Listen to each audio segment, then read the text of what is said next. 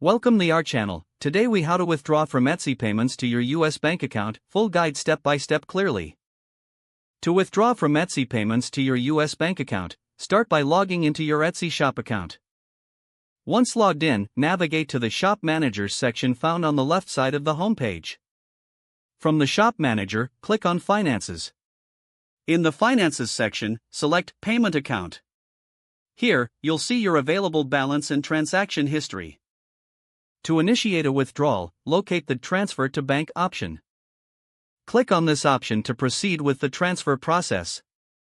Next, you'll be prompted to enter the amount you wish to withdraw.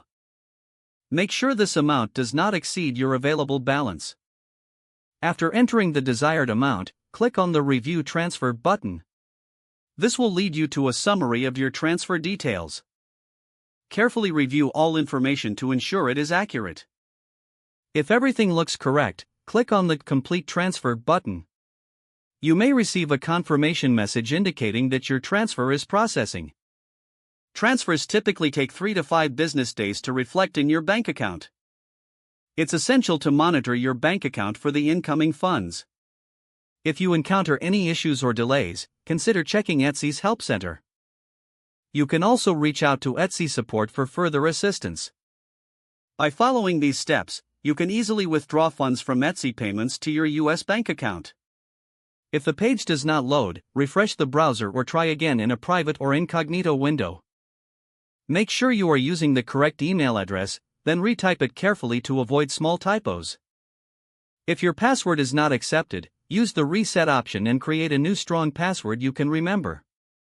Check your spam folder for verification or security emails, then complete any requested confirmation steps. Enable two-factor authentication if available to improve account security and reduce unauthorized access risk. After signing in, review your profile details so your contact information and settings are accurate and current.